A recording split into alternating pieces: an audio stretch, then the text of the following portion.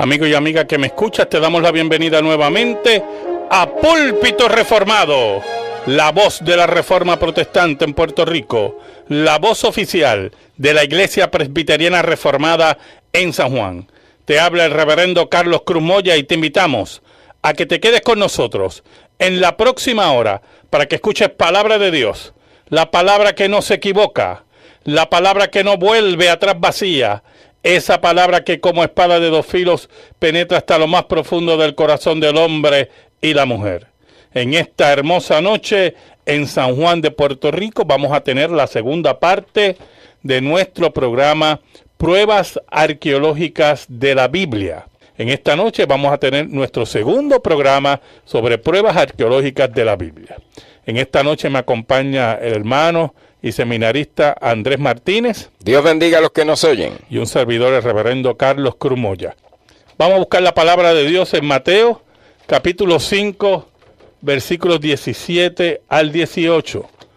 Mateo 5, versículos del 17 al 18, para comenzar nuestra discusión en esta hermosa noche del Señor en Púlpito Reformado, la voz de la Reforma Protestante en Puerto Rico.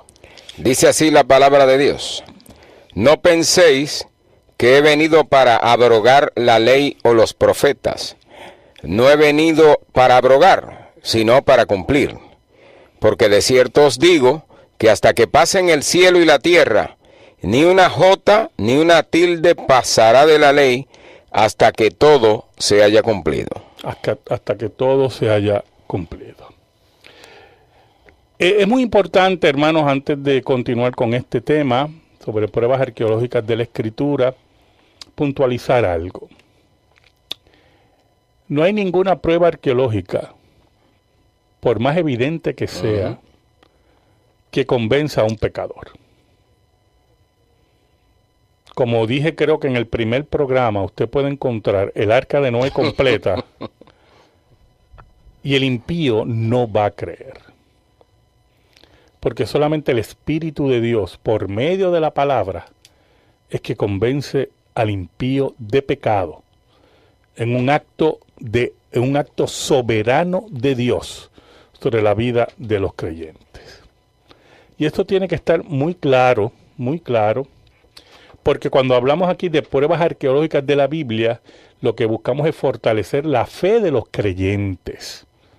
La fe de los creyentes, la confianza de los creyentes en el texto bíblico. Y que le hemos puesto prueba arqueológica bíblica, pero no han ido a buscar la prueba, es que la han encontrado. Exacto, ellos no han ido, ¿verdad? Solamente vamos a dar un ejemplo hoy de cómo se ha utilizado la Biblia como guía, ¿verdad? Porque eso sí no se puede negar. Muchos arqueólogos han utilizado la Biblia como guía en sus excavaciones, muy diferentes al desastre engañoso del Libro de Mormón, que no se puede utilizar ni para buscar un perrito perdido. ¿Oyó? Eso es una falacia, un total engaño. Pero estamos hablando de un texto serio como es la Escritura, que ha sido comprobado en su antigüedad por las excavaciones arqueológicas. Por lo tanto, cuando usted oye de estas pruebas arqueológicas que hemos dado en los programas pasados y que vamos a dar en esta noche, lo que buscamos es que su fe sea fortalecida, ¿verdad? Y que mantenga siempre esa fe mirando a la Escritura, como dijo Cristo, el pasaje que leyó el hermano Andrés, que la palabra de Dios nunca pasará, el cielo y la tierra pasarán, pero su palabra siempre se cumplirá, porque es la voz de Dios, es la veracidad de Dios. Y algunos, ¿verdad?, utilizarán artimañas para atacar la Biblia, como diciendo, bueno, la Biblia tiene que haber errores históricos porque la Biblia no es un libro de historia. Eso es verdad, la Biblia no es un libro de historia, pero cuando habla de historia está correcto. Está correcto. Y es verdad que la Biblia no es un libro de ciencia, pero cuando habla de ciencia está correcto. O sea, nosotros tenemos que tener mucho cuidado con las artimañas de los liberales enemigos de la Biblia y los impíos que están dentro de las iglesias, que no creen en la Biblia y que están allí porque creen que están en un club social o para divertirse por las mañanas, algunas veces para proseguir su día, o como una inspiración supersticiosa, ¿verdad? asisten a la iglesia como una inspiración supersticiosa, como una práctica supersticiosa, pero nunca han tenido un encuentro con Jesucristo, el único Salvador personal. Mire, si podemos hablar de la Biblia como guía, yo tengo aquí un ejemplo.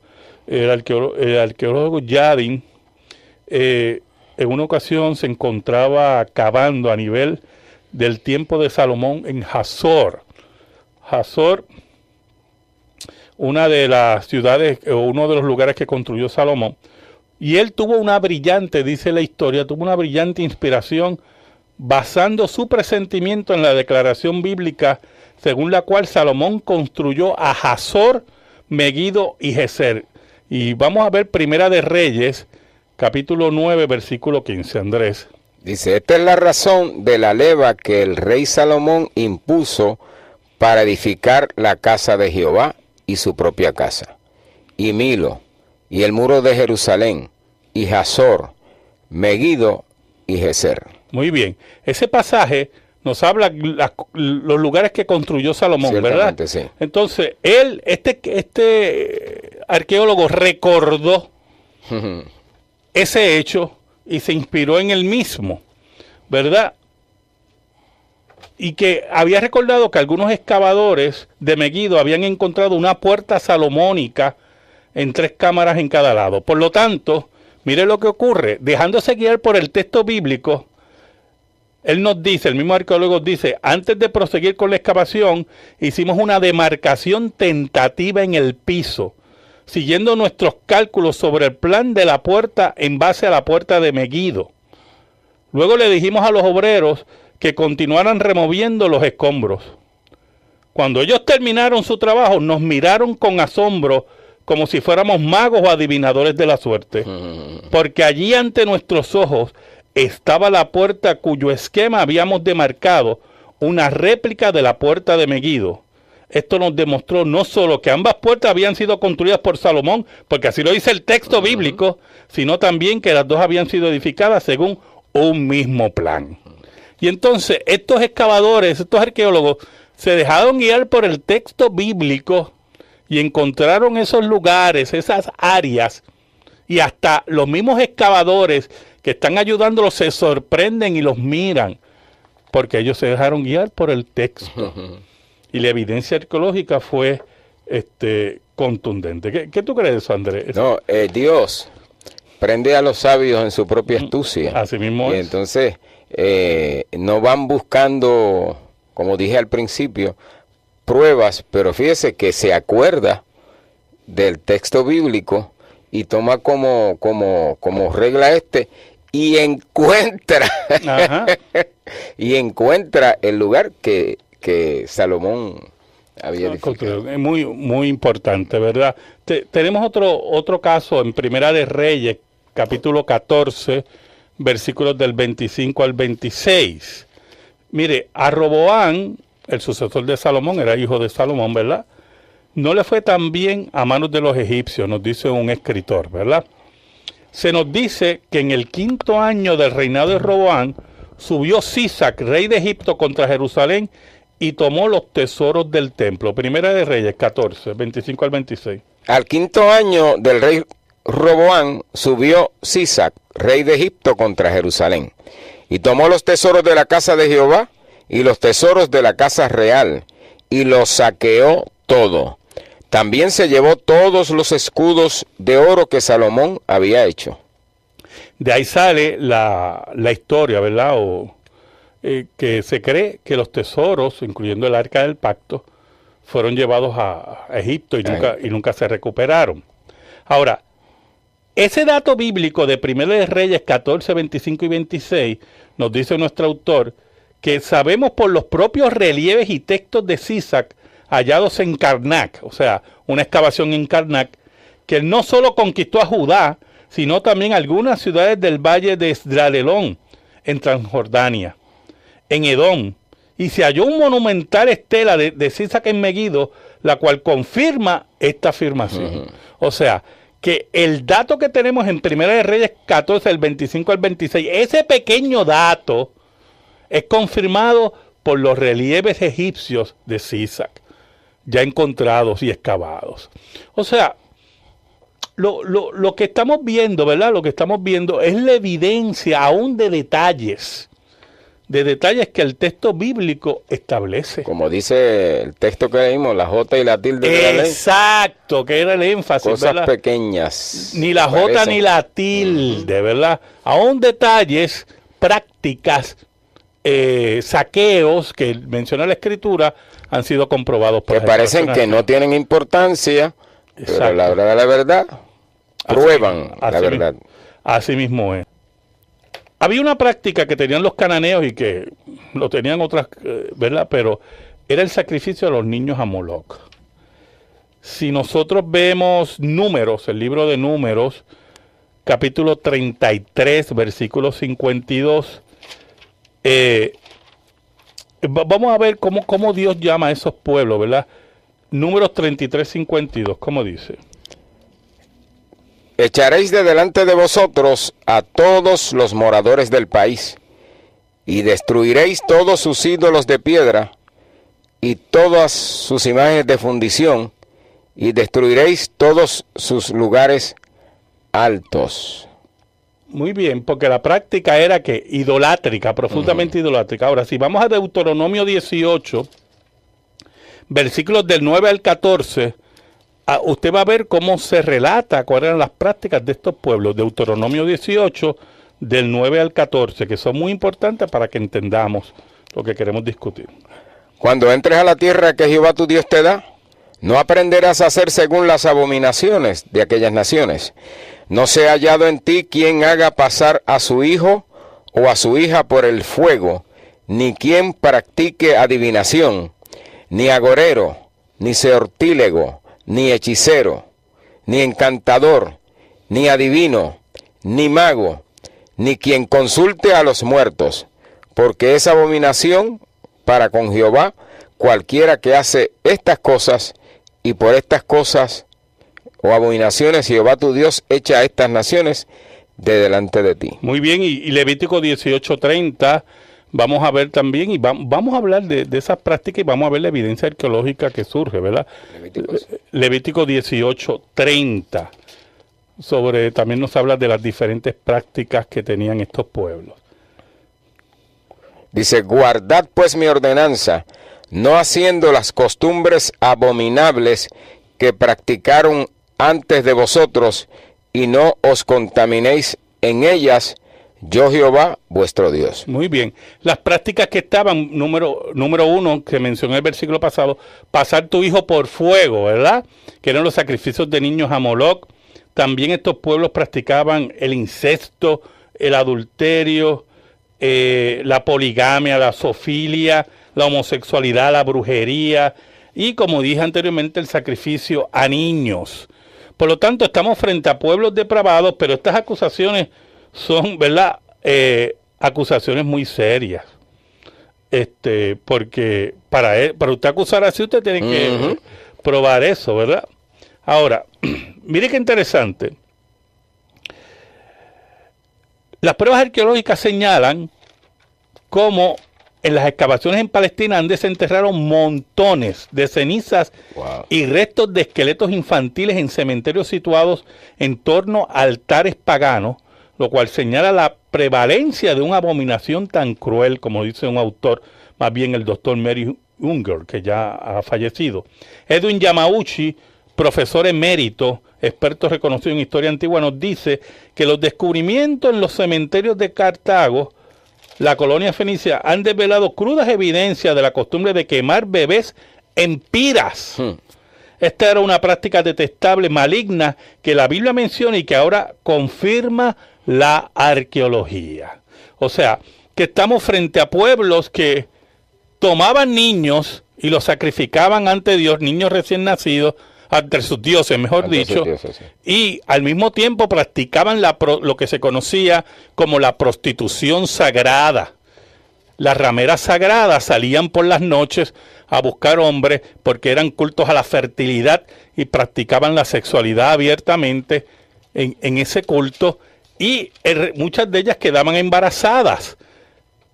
Y el embarazo resultaba en niños que eran presentados a Moloc en sacrificio. Eso es lo que dice la Biblia. Y la evidencia arqueológica ha sido contundente a favor de lo que dice el texto bíblico.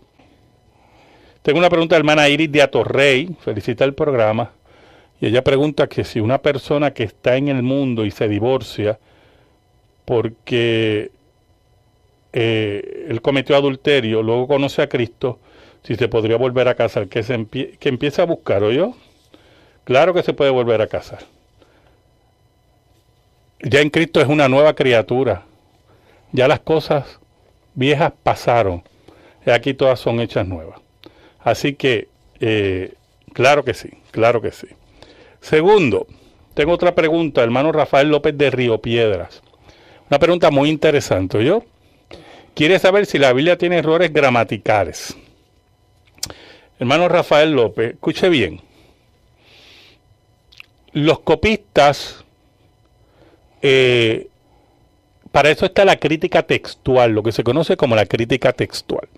La crítica textual lo que busca es, mediante la comparación de los diferentes manuscritos, llegar al texto más puro de la escritura.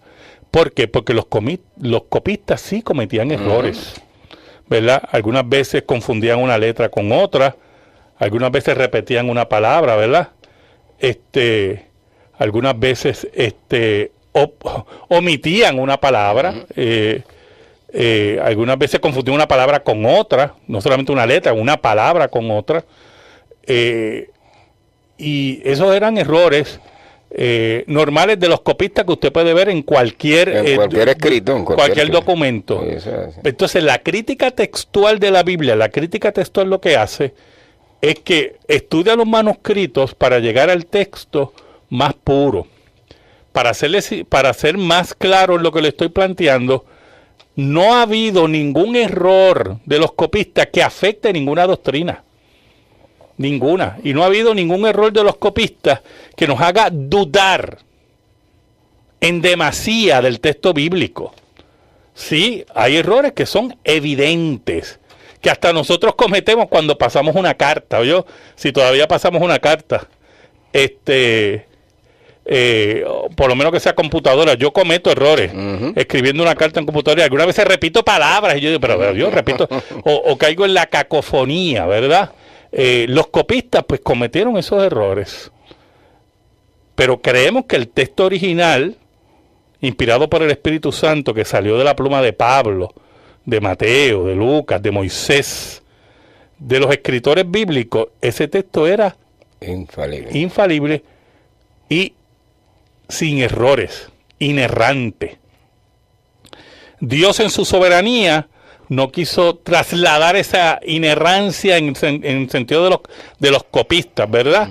En el sentido que ellos sí cometían errores, pero para eso es la labor de la crítica textual. Y siempre es una pregunta muy, muy interesante, ¿verdad? Que se haga, porque nosotros tenemos que entender que la Biblia es uno de los documentos que más copias tiene. Por ejemplo, el Nuevo Testamento tiene 5,000 copias. 5,000 copias.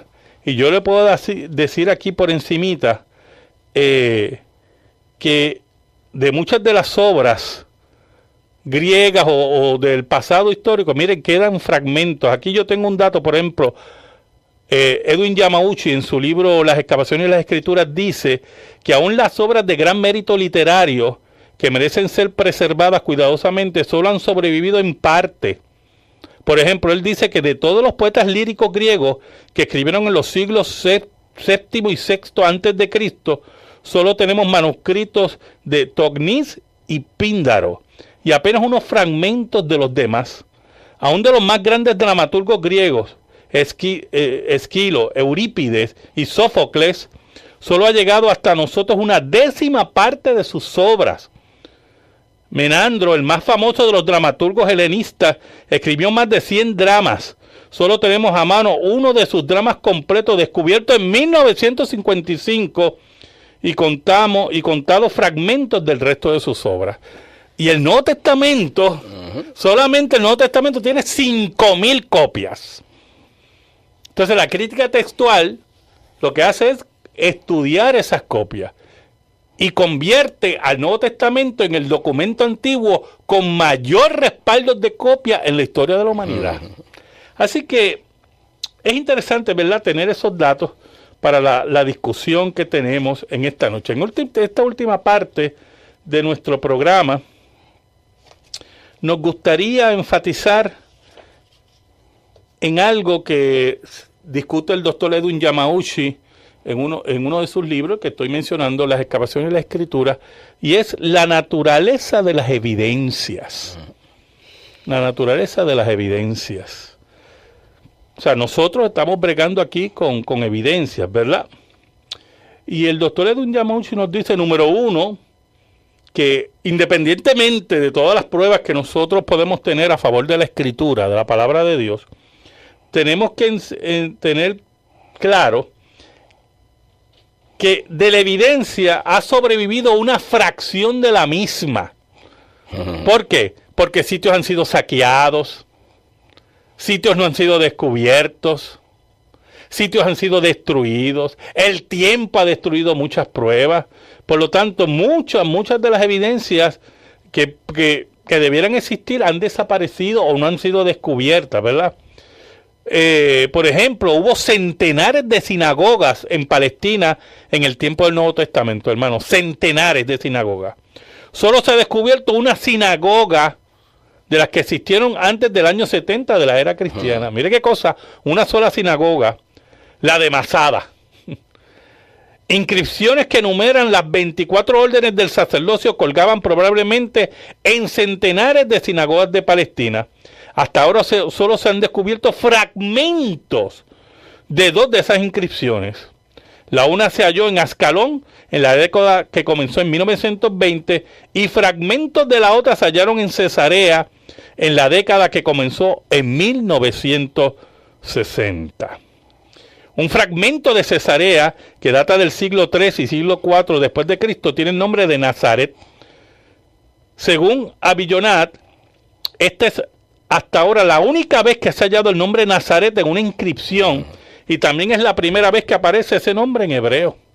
O sea, que las evidencias muchas veces están muy fragmentadas, ¿verdad? Pero lo poco que se ha encontrado es poderosa, es fuerte. Es poderoso. Segundo, el doctor Edwin Yamauchi nos dice que también se ha localizado una fracción de los lugares que posiblemente la Biblia menciona. ¿Por qué? Por las guerras ha sido imposible excavar, por la extensión de terreno que hay que cubrir, ¿verdad? Por ejemplo, se creen que en conjunto se conocen muchos de más de 300 sitios de la cultura mesínica y es probable que este número se cuadriplicaría si se explorara a toda Grecia en busca de evidencia. Y lo mismo ocurre en la tierra de Palestina. Cientos de lugares que no se ha podido excavar, cientos de lugares, ¿verdad?, que no se han podido localizar. También la urbanización, o sea, las construcciones de nuevas urbanizaciones en esos lugares hacen también imposible. Claro. O se tiene que hacer una excavación rápida porque las leyes en Israel exigen, ¿verdad?, un estudio arqueológico inicialmente. Y si se encuentra algo hay que acelerar la excavación, ¿verdad? Pero, por ejemplo, en 1944 se enumeró un total de 3.000 sitios en Jordania y varios centenares en Transjordania que todavía no se habían excavado. Y eso fue en el 44, donde posteriormente las excavaciones empezaron a reducirse, ¿verdad? Esa es parte de otro de los problemas que podemos tener con la arqueología, que nos lleva también a que solamente una fracción ha sido excavada. Porque usted tiene que ver, y esto es muy importante, ¿oyó? Esto es muy, muy importante. Muy importante, lo que le voy a decir ahora. Usted tiene que ver que para llevar a cabo una excavación arqueológica implica dinero, expertos, contratar cientos de excavadores, arqueólogos, y para eso usted necesita un financiamiento. Y entonces mucha gente tiene posiblemente ese glamour, que probablemente hay 600 arqueólogos excavando. No, perdóneme, hermano. ¿Quién va a respaldar 600 arqueólogos económicamente? ¿Quién va a respaldar 600 arqueólogos? Nadie, porque económicamente no se puede. No se puede. Así que eso es parte también, ¿verdad? Pero aún más, vamos a aclarar algo más. Y esto es muy importante. De lo que se ha descubierto,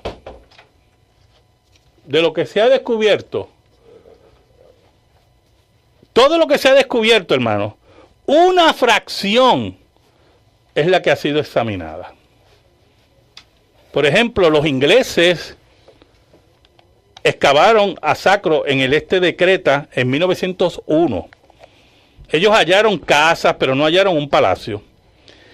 No fue hallado hasta que se reanudaron las excavaciones en 1962, 61 años después.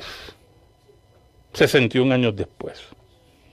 En Éfeso, los austriacos han hallado grandes ruinas de los últimos periodos, pero no se puso al descubierto nada de la edad de bronce hasta que los ingenieros turcos construyeron un estacionamiento para vehículos en 1963. Y así, mire, sucesivamente, mucho de ese material ha terminado ¿dónde? En los almacenes y los sótanos de las universidades, en Inglaterra, en Alemania, y mucho de ese material no ha sido estudiado, porque no hay equipo tampoco, no hay gente, no hay dinero, y usted tiene que tener un expertise. Esto no es que llegué aquí, voy aquí, mira, yo creo que es esto. Usted tiene que saber, ¿verdad? Tener una preparación. Y posiblemente en esos almacenes, mire, hay mucha más evidencia a favor de la escritura. Al mismo tiempo, lo que se ha estudiado, escuche bien, tampoco es que usted estudie un material y ya a los 3 meses está publicando. No, porque para que usted llegue a unas conclusiones en el estudio de ese material, usted tiene que ser muy responsable. Y por eso también solamente una fracción se ha publicado de los grandes descubrimientos que han hecho los grupos en excavación. O sea, que en pocas palabras, nosotros tenemos que esperar. Y porque no se haya descubierto algo que la Biblia dice, no significa que la Biblia estaba equivocada. Porque mire, por mucho tiempo, por siglos, la Biblia hablaba del imperio hitita, que lo mencioné creo en el primer programa. Y los enemigos de la Biblia atacaban la Biblia diciendo que eso nunca existió, hasta que los descubrimientos arqueológicos que posteriormente se publicaron se dieron a entender que el imperio hitita existió y que solamente la Biblia lo mencionaba. Pero hay un dato bien interesante, ¿verdad? Mire, el doctor Edwin Yamauchi nos dice lo siguiente: si hubiéramos dependido de las evidencias procedentes de inscripciones para probar la historicidad de Poncio Pilato, hubiéramos tenido que esperar hasta 1961. Ya la Biblia mencionaba a Poncio Pilato. Y es un protagonista en las últimas horas de Cristo, Poncio Pilato. Pero nada lo mencionaba. Hasta que en 1961 se descubrió en Cesarea la primera documentación epigráfica con respecto a él. El primer testimonio epigráfico con respecto a Herodes el Grande lo descubrió la expedición de Masada durante los años 1963 a 1965. Y en 1966 se halló la primera referencia epigráfica de Félix, el procurador, unos 16 kilómetros al norte de Cesarea. Todos esos personajes los menciona la Biblia con datos interesantes. El Nuevo Testamento. Pero los descubrimientos arqueológicos y los estudios, la publicación de los estudios, tuvieron que esperar hasta el siglo XX y después de mediados del siglo XX para ver la existencia y ver la comprobación del texto bíblico. Por lo tanto, tenemos que tener mucho cuidado, ¿verdad? Mucho cuidado cuando atacamos el texto bíblico, los enemigos del texto bíblico, no, que la Biblia dice esto, pero eso no se ha comprobado, perdóneme.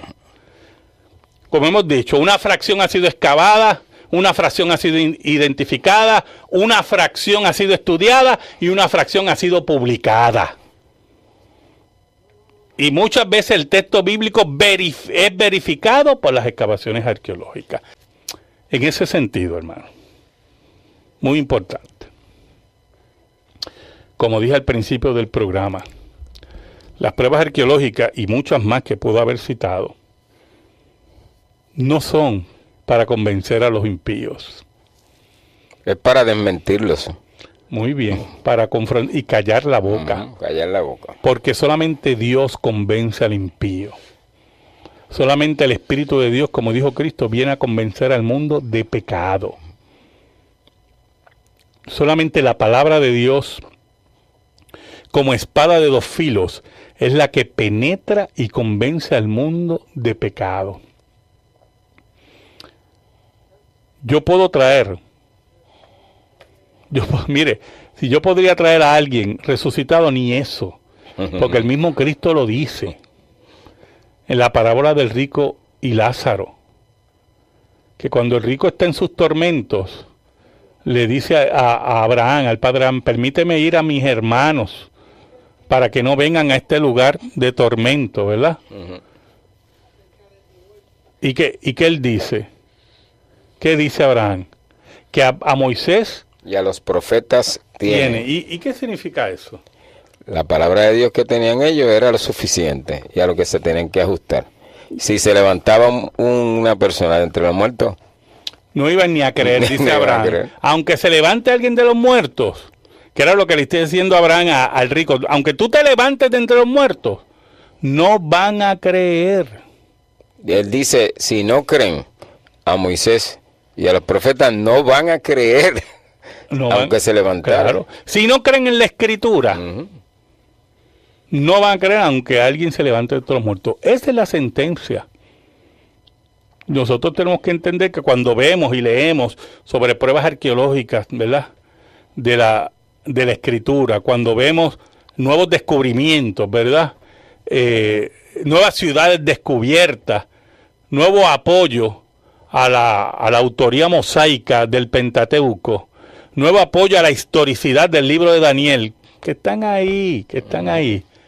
Eso es para fortalecer la fe de los creyentes y para tapar la boca de los incrédulos. Pero la palabra predicada y llevada por el Espíritu de Dios es esa la que convence al mundo de pecado. Sin esa palabra, Andrés, no es posible, no hay manera. Ese es el vehículo que Dios ha destinado a que se crea. ¿Qué dice la Biblia? Sin evidencia ninguna, por la Escritura nada más. ¿Qué dice Hebreo? Que la Biblia es como que una espada de dos filos que penetra hasta partir el alma. No hay otro medio. No hay otro medio. No hay otro medio. No hay otro instrumento. Por eso es que hay que predicar la palabra y, como dice el apóstol Pablo, regar la palabra, pero Dios es el que da el crecimiento. Y nosotros tenemos que entender que ese es el proceso bíblico, que Dios es el que da el crecimiento. Usted puede hacer todas las maromas que usted quiera, y solamente Dios es el que convence al impío.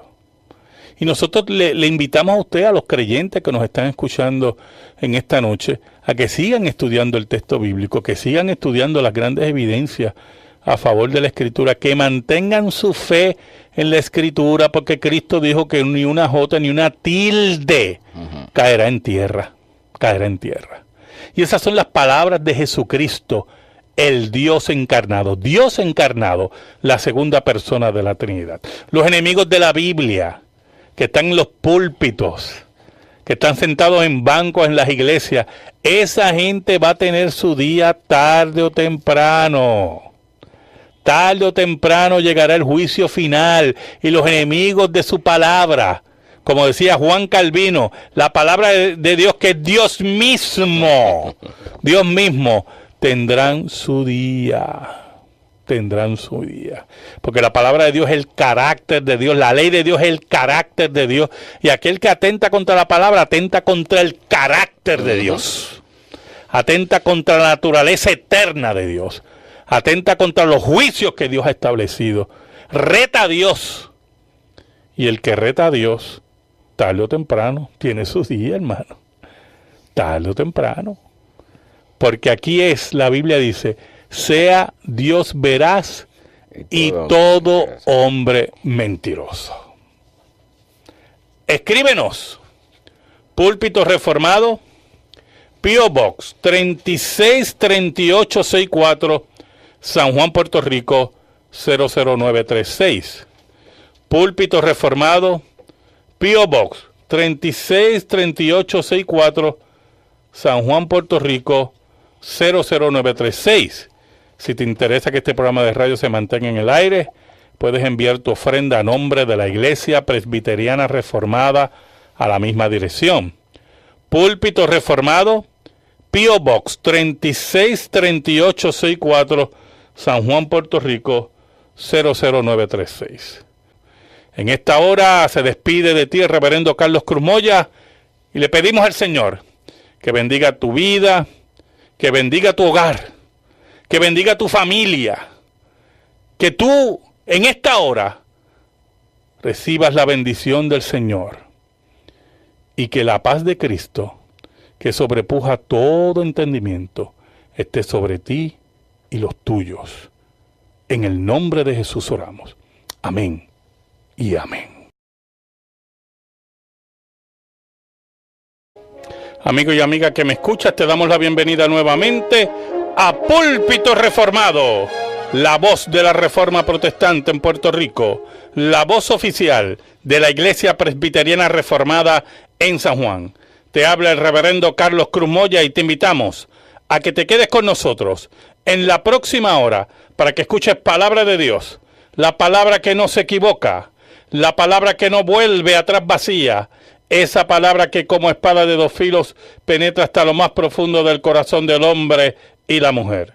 En esta hermosa noche en San Juan de Puerto Rico vamos a tener la segunda parte de nuestro programa Pruebas Arqueológicas. Abrogar la ley o los profetas. No he venido para abrogar, sino para cumplir.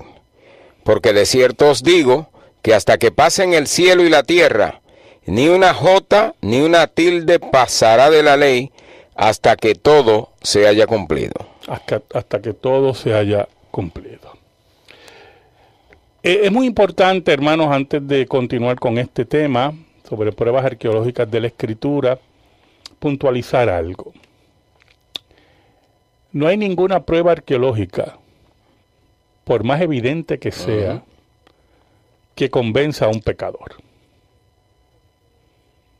Como dije, creo que en el... Prueba arqueológica bíblica, pero no han ido a buscar la prueba, es que la han encontrado. Exacto, ellos no han ido, ¿verdad? Solamente vamos a dar un ejemplo hoy de cómo se ha utilizado la Biblia como guía, ¿verdad? Porque eso sí no se puede negar. Muchos arqueólogos han utilizado la Biblia como guía en sus excavaciones, muy diferente al desastre engañoso del Libro de Mormón, que no se puede utilizar ni para buscar un perrito perdido.